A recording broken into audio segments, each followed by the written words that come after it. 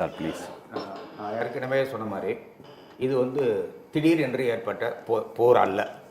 ஏற்கனவே திட்டமிடப்பட்டு நடக்கிற ஒரு போர். இந்த போர் நடக்கிறவருக்கு அந்த செய்தி தெரிந்தவுடனே சேர்த்து வைத்திருக்க வேண்டும். நாம் அதை செய்யவில்லை. ஒன்று, இப்போ ரஷ்யாவிலேருந்து வாங்குறது எவ்வளோனா 10% தான் வாங்குகிறோம். முன்னாடி 30% 40% வாங்கிட்டு இருந்தோம். அதுவும் சேர்றதுல பிரச்சனை இருக்குது. இதில் எரியிறதுல பிடுங்கிறது தான் ஆதாயம். மாதிரி இந்த பெட்ரோல் தட்டுப்பாடு, டீசல் தட்டுப்பாடு, கேஸ் தட்டுப்பாடு வரும்போது டொமஸ்டிக் சிலிண்டருக்கு 60 ரூபாயும், கமர்ஷியல் சிலிண்டர் அவர் ஒரு நல்ல வார்த்தையை பயன்படுத்தினா அதை பாராட்டணும். சோசியல் கம்யூனிட்டி சிலிண்டர் அன்னைக்கு கம்யூனிட்டி சிலிண்டர், சமூகத்துக்கான சிலிண்டர் என்று சொன்னார். அதுக்கு 115 ரூபாய் ஏற்றிருக்கிறது. என்ன நியாயம்?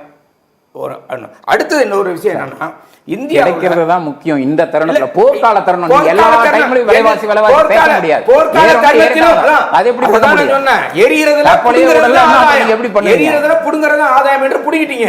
இப்ப நான் கேக்குற கேள்வி என்னன்னா, இப்ப நீங்க திரும்ப திரும்ப சார்ட்டு கேட்டீங்க தட்டுப்பாடு இருக்கா இல்லையான்னு. ஆனா அவர் என்ன சொல்றாரு, 2 நாளுக்கு அப்புறம் தான் கிடைக்கும், 3 நாளைக்கு அப்புறம் கிடைக்கும், சில பேர் கிடைக்கலன்னு சொல்லலங்கிறாங்க. நம்ம இப்பவே இங்க இருந்து உங்க டீமை கூட்டிகிட்டே வாங்க சார். நாம மின்ட் ஸ்ட்ரீட்டுக்கு உள்ள மட்டும் போவோம் சார். எத்தனை கடைகள் அங்க, எத்தனை டீ கடை இருக்கு, எத்தனை டிஃபன் கடை இருக்கு, எத்தனை பஜ்ஜி வடை கடை இருக்குன்னு பார்ப்போம். மின்ட் ஸ்ட்ரீட்ல அது மூடி இருக்கா திறந்திருக்கான்னு பார்ப்போம். அப்போ நாம சொல்வது உண்மையா அவர்கள் சொல்வது உண்மையா என்று தெரியும். இன்னைக்கு சுஜாதா சர்மா பேசியது கூட எங்கள்கிட்ட இவ்வளவு இருக்கு திறமை, ஆனா மக்களுக்கு கிடைக்குதா இல்லையாங்கிற பத்தி அவங்க பதில் சொல்லாம டோன்ட் பி பேனிக்னு சொல்லியிருக்காங்க. டோன்ட் பி பேனிக், பயப்படாதீங்கன்னு. ஆனா இன்னைக்கு என்ன நிலைமைன்னா, கமர்ஷியல் சிலிண்டர் இன்னைக்கு வெறும் சாப்பாட்டுக்கு மட்டும் இல்ல, நம்ம தப்பா பார்த்துக்கிட்டு இருக்கோம்.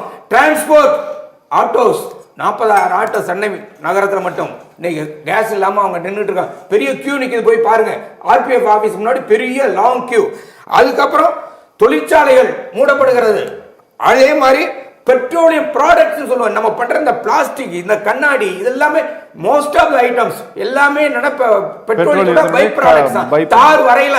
அப்ப இன்னைக்கு ஒட்டுமொத்த இந்தியாவும் இன்னைக்கு ஸ்தம்பிக்கிற சூழ்நிலையை உருவாக்குனது இந்த ஆளுங்கட்சியான பாஜக, அதன் தலைவராக இருக்கிற மோடி தான், வேற யாரும் இல்ல. இது எந்த இதுவும் சொல்லி தப்பிச்சுக்காதீங்க. இது நீங்கள் ஆட்சிக்கு வந்த பிறகு, 3வது முறையாக வந்த பிறகு 3வது தடவையாக கொண்டு வந்திருக்கிற பெரும் துயரம். இந்த பெரும் துயரத்திலிருந்து மக்கள் மீள்வதற்காக அதை வெற்றி கண்டு 4வது முறையாவும் உட்காருவோம். அப்பவும் புரிஞ்சுப்பீங்க. சரி, ரொம்ப நன்றி நேயர்கள். நடக்கவே நடக்காது, மக்கள் விழித்திருப்பாங்க. பாருங்க, விழித்தது ரொம்ப நன்றிங்க.